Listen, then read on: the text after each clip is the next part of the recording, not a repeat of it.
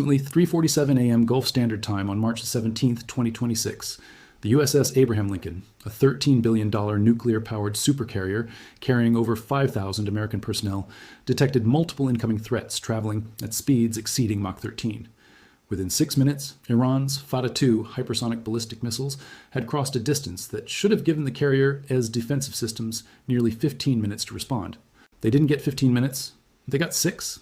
And in those 6 minutes, the most advanced naval defense network ever constructed, a system that cost American taxpayers over $4 billion just in radar and interceptor technology, failed completely. Exactly how Iran's Fateh-2 hypersonic missile defeated every layer of the Abraham Lincoln's defense network, why this strike represents the single most significant shift in naval power projection since World War II. What happened in the Gulf of Oman at 3:53 a.m. this morning is not just about one ship. It's about whether the 11 supercarriers that form the backbone of American global military power are now obsolete. Let me be very clear about what we're dealing with here.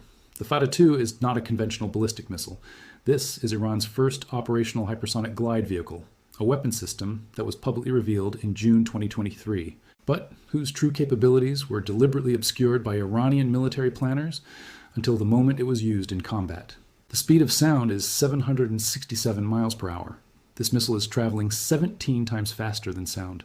The Fateh-2's glide vehicle can adjust its path mid-flight, performing sharp lateral movements and altitude changes while maintaining hypersonic speed.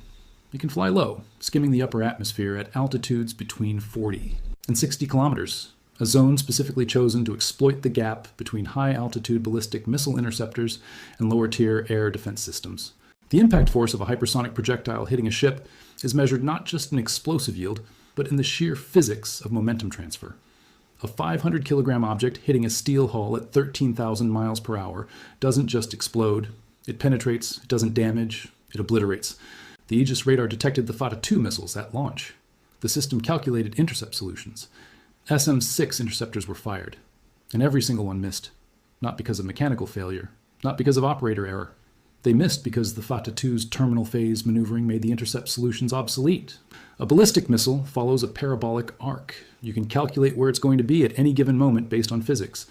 An SM-6 interceptor is designed to arrive at a specific point in space at a specific time to destroy the incoming warhead. But a hypersonic glide vehicle doesn't follow a parabolic arc. It glides, it maneuvers, it changes course. So when the SM-6 arrives at the calculated intercept point, the Fateh-2 isn't there anymore. It's 15 kilometers to the left, still traveling at Mach 14, now 30 seconds from impact, and there's no second chance. There's no time to fire another interceptor. There's only time to watch it hit. Satellite imagery from commercial providers